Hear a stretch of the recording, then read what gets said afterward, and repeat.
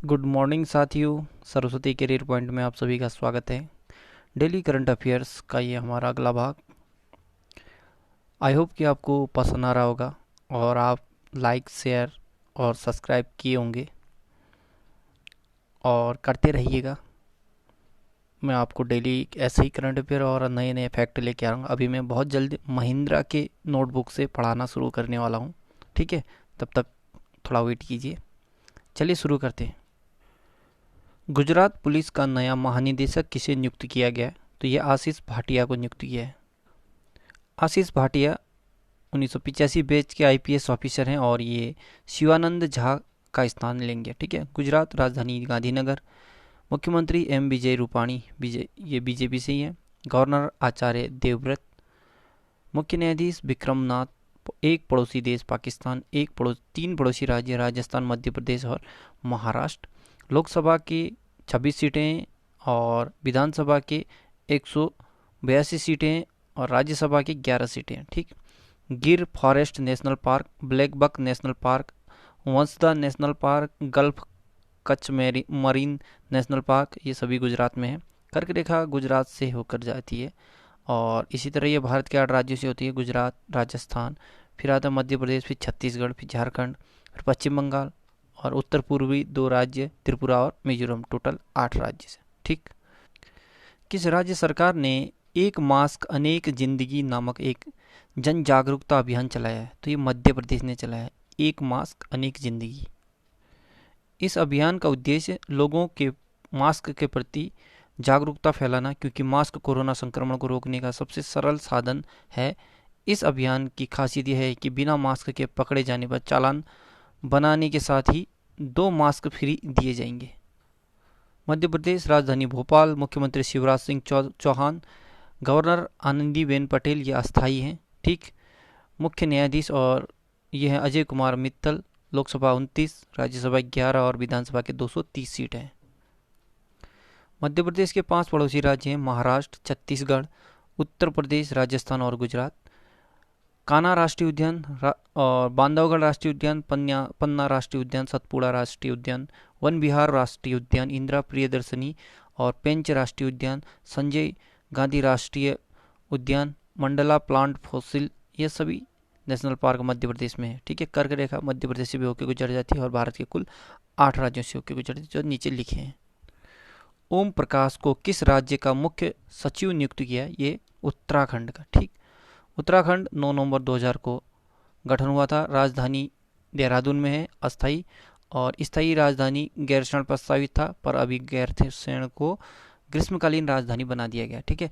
त्रिवेंद्र सिंह रावत मुख्यमंत्री हैं। वेवी रानी मौर्य ये राज्यपाल हैं। रमेश रंगनाथन मुख्य न्यायाधीश हैं। 3 पड़ोसी राज्य हैं, हिमाचल प्रदेश, हरियाणा और उत्तर प्रदेश। ठीक है।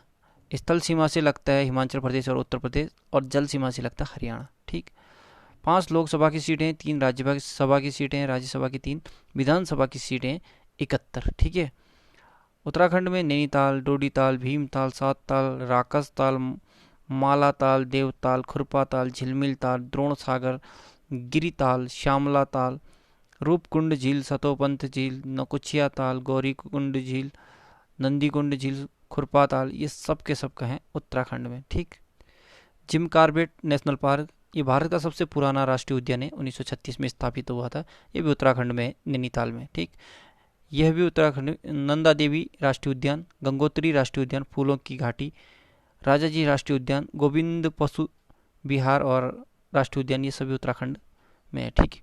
टिहरी बांध उत्तराखंड और भारत का सबसे ऊंचा बांध है, जो भागीरथी नदी पर बना है। ठीक। उत्तराखंड में स्थित गंगोत्री, यहाँ से गंगा नदी निकलती है, और यमुनोत्री, यहाँ से यमुना नदी निकलती है। ठीक है।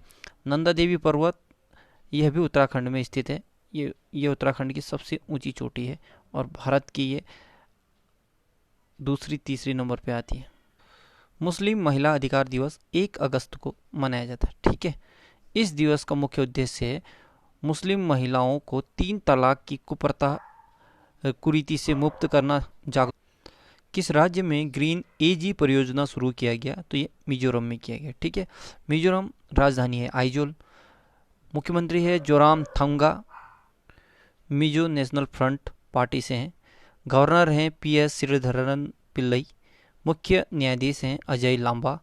3 पड़ोसी राज्य हैं मणिपुर, आसाम और त्रिपुरा। 2 पड़ोसी देश हैं म्यांमार और बांग्लादेश। लोकसभा की 1 सीट, राज्यसभा की 1 सीट, विधानसभा 40 सीट। कर्क रेखा भारत के मिजोरम राज्य से होकर गुजरती है। कर्क रेखा पूरे भारत में 8 राज्यों से होकर गुजरती है, ठीक है, जो गुजरात, राजस्थान, मध्य प्रदेश, छत्तीसगढ़, झारखंड, पश्चिम बंगाल, त्रिपुरा और मिजोरम के। किस मंत्रालय को स्कॉच गोल्ड अवार्ड मिला? तो ये जनजातीय कार्य मंत्रालय को, जनजातीय कार्य मंत्रालय को स्कॉच गोल्ड अवार्ड मिला है। किस संगठन के सहयोग से केंद्र सरकार चंबल के बीहड़ों को कृषि योग्य भूमि में बदलने की योजना बना रहा है? तो ये विश्व बैंक के सहयोग से, ठीक।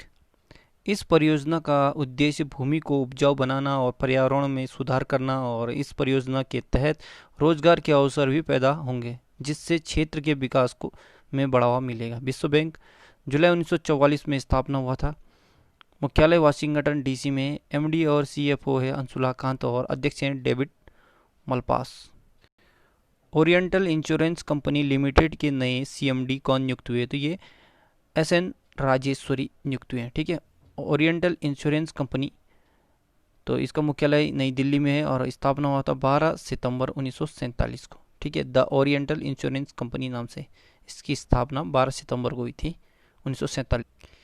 KBIC क्विक से अपने कर्मियों के लिए स्वदेशी और खादी उत्पादों की खरीद करने वाला पहला सशस्त्र बल कौन सा बना है? तो ये ITBP, ठीक।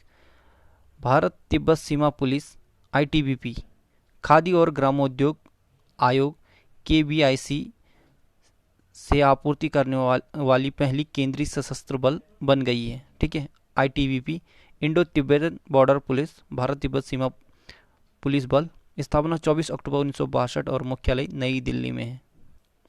रिलायंस पावर और जेरा ने किस देश में 745 मेगावाट प्राकृतिक गैस संयुक्त चक्र बिजली परियोजना के लिए समझौता किया? तो बांग्लादेश के साथ, ठीक है।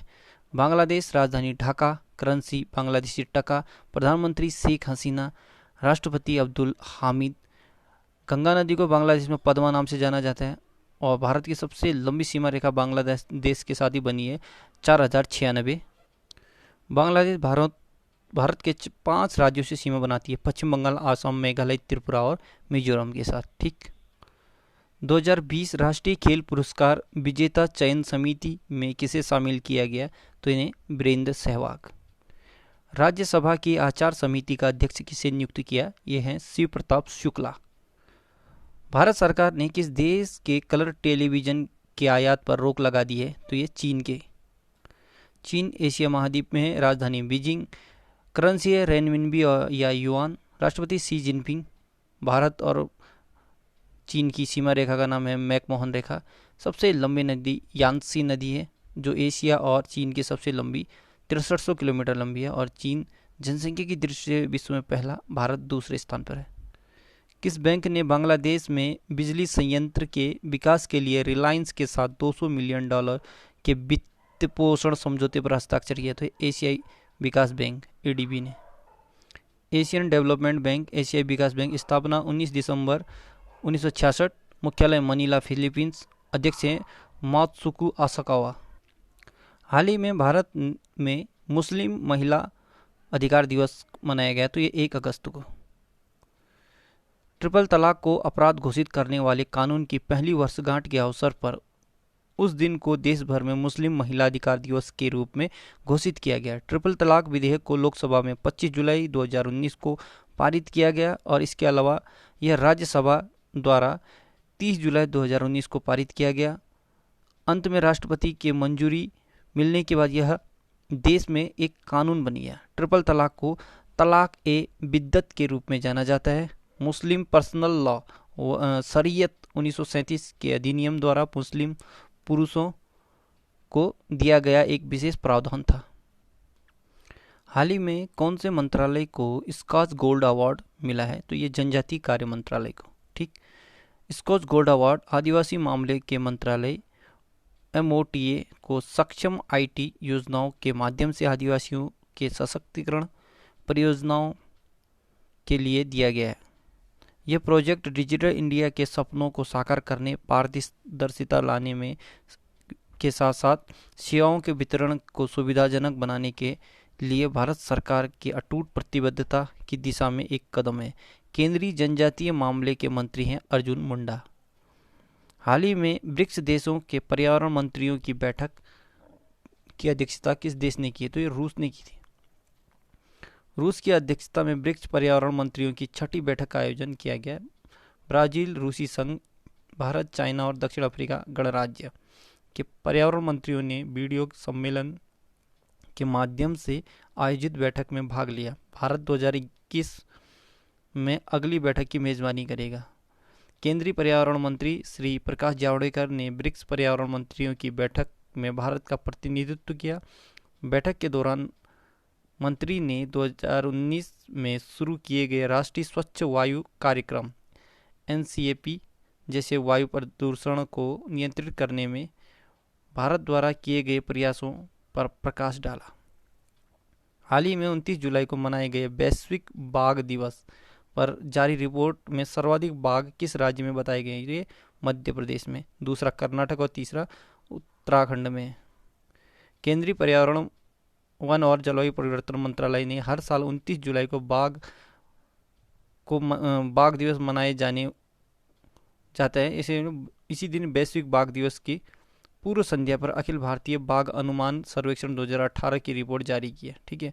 मध्य प्रदेश में देश में बाघों की सर्वाधिक संख्या है 526 और कर्नाटक में बाघों की संख्या 524 और उत्तराखंड में 442 है। हाल ही में हमीद बाकायोको किस देश के प्रधानमंत्री बने? तो ये आइवरी कोस्ट के बने हैं।